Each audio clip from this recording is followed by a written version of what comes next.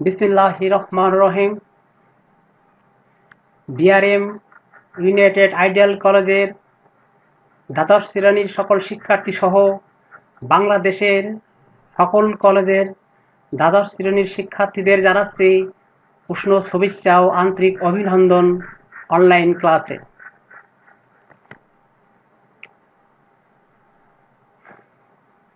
আমি জিএম আওরঙ্গজেব, সহকারী অধ্যাপক, তথ্য যোগাযোগ প্রযুক্তি, BRM United ideal college, Kaliganj, Satkhira. পাঠ পরিচিতি। বিষয়: তথ্য ও যোগাযোগ প্রযুক্তি। আলোচ্য বিষয়: ওয়েবসাইটের প্রকারভেদ। অধ্যায়ের নাম: ওয়েব ডিজাইন পরিচিতি এবং এইচটিএমএল। অধ্যায় চতুর্থ। তারিখ: ৩-৮-২০২০ সাল। ক্লাস ২তম।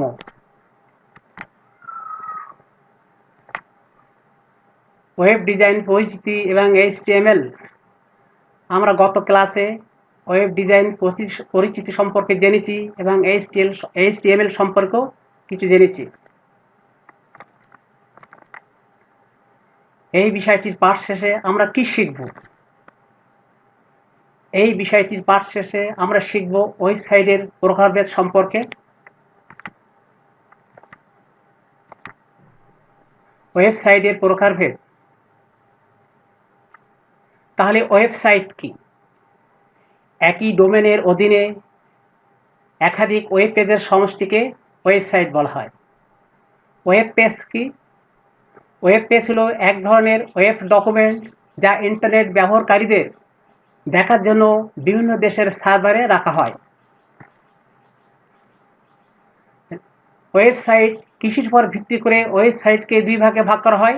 গঠন বৈচিত্র্যের উপর ভিত্তি করে ওয়েবসাইটকে দুই ভাগে ভাগ করা হয়, যথা এক, static web page or static website. দুই হলো dynamic web page or dynamic website. Static অর্থ কি? স্ট্যাটিক অর্থ স্থির, যা পূর্ব থেকে প্রোগ্রাম তৈরি করা থাকে। প্রোগ্রাম রান করার পর আর কোনো কিছু আপলোড করা যায় না। তাহলে আমরা বলতে পারি static web page or static website. যে সকল ওয়েব পেজ পূর্ব থেকে তৈরিকৃত কিছু তথ্য প্রদর্শন করে থাকে সে সকল ওয়েব পেজকে স্ট্যাটিক ওয়েব পেজ বলা হয়। স্ট্যাটিক ওয়েবসাইটের ডেটার মান ওয়েব পেজ লোডিং বা চালু করার পর পরিবর্তন করা যায় না। সাধারণত এইচটিএমএল ভাষা ব্যবহার করে স্ট্যাটিক ওয়েব পেজ তৈরি করা যায়। স্ট্যাটিক ওয়েব পেজের ফাইলের নাম বর্ধিত অংশকে .html বা .htm। এর এখান থেকে একটা এমসিকিউ প্রশ্ন আছে। স্ট্যাটিক ওয়েবসাইটের সুবিধা বা বৈশিষ্ট্য সমূহ। স্ট্যাটিক ওয়েবসাইটের অসুবিধা বা বৈশিষ্ট্য সমূহ। স্ট্যাটিক ওয়েবসাইটের সুবিধা বা বৈশিষ্ট্য সমূহ: পেজগুলো কন্টেন্ট নির্দিষ্ট থাকে, দ্রুত লোডিং হয়, উন্নয়ন ও নিয়ন্ত্রণ করা সহজ হয়। স্ট্যাটিক ওয়েবসাইটের অসুবিধা: রান টাইমে কন্টেন্ট আপলোড করা যায় না, কন্টেন্ট আপডেট করতে সময় লাগে, মানসম্মত ওয়েব পেজ ডিজাইন করা কঠিন। Dynamic web page or dynamic website. Dynamic অর্থ প্রগতিশীল বা পরিবর্তনশীল। এখানে প্রোগ্রাম রান করার পর যে কোনো জিনিস আপলোড করা যায়। তাহলে আমরা বলতে পারি ডাইনামিক ওয়েব পেজ সম্পর্কে বা ওয়েবসাইট সম্পর্কে যে সকল ওয়েব পেজে আপডেট তথ্য প্রদর্শন করে, অর্থাৎ পরিবর্তিত তথ্য প্রদর্শন করে, সে সকল ওয়েব পেজকে ডাইনামিক ওয়েব পেজ বলে। ডাইনামিক ওয়েবসাইটের ডেটার মান ওয়েব পেজ লোডিং বা চালু করার পর পরিবর্তন করা যায়। এই ওয়েবসাইটের সাথে ডেটাবেজ যুক্ত থাকে, যেমন ক্রিকেট লাইভ স্কোর। সাধারণত পিএইচপি, এএসপি, জেএসপি ডাইনামিক ওয়েবসাইটের ব্যবহারকারীদের নিকট হতে ইনপুট নেওয়ার ব্যবস্থা থাকে। বর্তমানে এ ধরনের ওয়েবসাইটের চাহিদা সবচেয়ে বেশি। তাহলে আমরা পিএইচপি, এএসপি, জেএসপি এইসব ভাষা ব্যবহার করে আমরা ডাইনামিক ওয়েবসাইট তৈরি করতে পারি। এখানে বলা হয়েছে ক্রিকেট লাইভ স্কোর। দেখা যাচ্ছে আজকে ক্রিকেট খেলায় ইমরান খান 100 রান করলো, এবং আগামীকালকের ক্রিকেট খেলে ইমরান খান 200 রান করলো, তাহলে আপডেট হলো 200 রান। আমরা এই 200 রানকে আমরা আপডেট বলা হয়। PHP এর পূর্ণ হলো হাইপারটেক্সট প্রসেসর।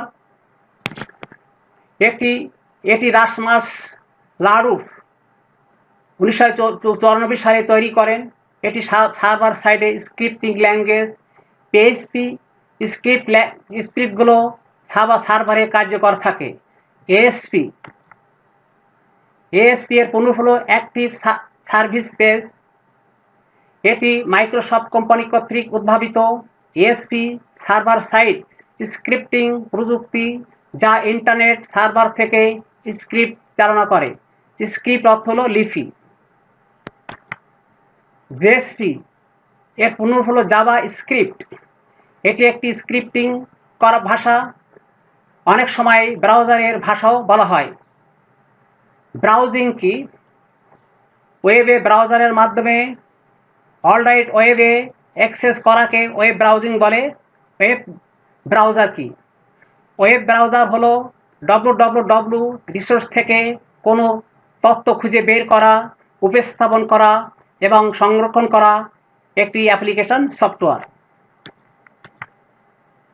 ডাইনামিক ওয়েবসাইটের সুবিধা বা বৈশিষ্ট্যসমূহ ও ডাইনামিক ওয়েবসাইটের অসুবিধা বা বৈশিষ্ট্যসমূহ। ডাইনামিক ওয়েবসাইটের সুবিধা বা বৈশিষ্ট্যসমূহ: রান টাইমে কন্টেন্ট আপডেট করা যায়, ব্যবহারকারী থেকে ইনপুট নেওয়া যায়, মানসম্মত ওয়েব পেজ ডিজাইনিং করা যায়। ডাইনামিক ওয়েবসাইটের অসুবিধা বা বৈশিষ্ট্যসমূহ: দক্ষ জনবল প্রয়োজন হয়, খরচ বেশি হয়, তুলনামূলকভাবে প্রশিক্ষণ কঠিন। অবস্থানের উপর ভিত্তি করে ওয়েব পেজ আবার দুই প্রকার, যথা এক হলো লোকাল ওয়েব পেজ আর ওয়েবসাইট, দুই হলো রিমোট ওয়েব পেজ আর ওয়েবসাইট।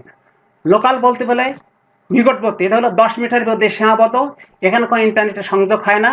আর রিমোট হলো বহু দূরবর্তী, পৃথিবীর এক প্রান্ত থেকে অন্য প্রান্তে, এখানে ইন্টারনেটের সংযোগের প্রয়োজন হয়। লোকাল ওয়েব পেজ আর ওয়েবসাইট। লোকাল ওয়েব পেজ: যে সকল ওয়েব পেজ সাধারণত নিজস্ব কম্পিউটার বা সার্ভারে সংরক্ষণ করা হয় এবং সোর্স ড্রাইভ ও ডিরেক্টরি থেকে সহজে ব্যবহার করা যায়, সেগুলোকে লোকাল ওয়েব পেজ বলে। এ ধরনের ওয়েব পেজ ব্যবহারের জন্য ইন্টারনেট সংযোগের প্রয়োজন হয় না। রিমোট ওয়েব পেজ আর ওয়েবসাইট: দূরবর্তী কোনো কম্পিউটারে বা ওয়েব সার্ভারে সংরক্ষিত ওয়েব পেজকে রিমোট ওয়েব পেজ বলে। রিমোট ওয়েব পেজ করার জন্য ইন্টারনেট সংযোগের প্রয়োজন হয়। এ ধরনের ওয়েব পেজ ব্রাউজিংয়ের জন্য ওয়েব অ্যাড্রেস জানার প্রয়োজন হয়। এরূপ অ্যাড্রেসকে URL বলা হয়। তোমরা জেনে রেখো বা মনে রেখো, সার্চ ইঞ্জিনের জনককে অ্যালান এমটাস, WW এর জনক team Berners-Lee, Larry page search ইঞ্জিনের গুগলের অন্যতম প্রতিষ্ঠাতা। ওয়েব হলো ইন্টারনেট ব্যবহার করার একটি পাথ। ইন্টারনেটে প্রত্যেকটি ওয়েবে পেজের নাম ইউনিক হয়। ওয়েব পেজের অ্যাড্রেসকে URL বলে। ওয়েব পেজ হলো বিভিন্ন ইমেজ, অ্যানিমেশন, তথ্যসহ বিভিন্ন ডিজিটাল সম্পদের সংগ্রহ। দলীয় কাজ: ডোমেন নেম কি, সার্চ ইঞ্জিন কি, গুগলের জনককে, ওয়েব পোর্টাল কি। এই দলীয় কাজের থেকে এখান থেকে কিন্তু কদাগের প্রশ্ন আসবে, জ্ঞানমূলক প্রশ্ন এখান থেকে তৈরি হবে। বাড়ির কাজ: ডোমেন নেমে www থাকে কেন ব্যাখ্যা করো। প্রতিনিয়ত পরিবর্তনশীল তথ্যের ওয়েবসাইট ব্যাখ্যা করো। ডোমেন নেম রেজিস্ট্রেশন করতে হয় কেন ব্যাখ্যা করো। এখানে খদাগের প্রশ্ন থাকবে। তোমাদের যে টাস্কগুলো দেওয়া হলো এইগুলো খুব আন্তরিকতার সহিত করবে, এখান থেকে তোমরা অনেক কিছু জানতে পারবে। আজকের এই অনলাইন ক্লাসে সবাইকে আবারও আন্তরিক অভিনন্দন ও শুভেচ্ছা জ্ঞাপন করে আমি আমার ক্লাস এখানে সমাপ্ত ঘোষণা করিলাম।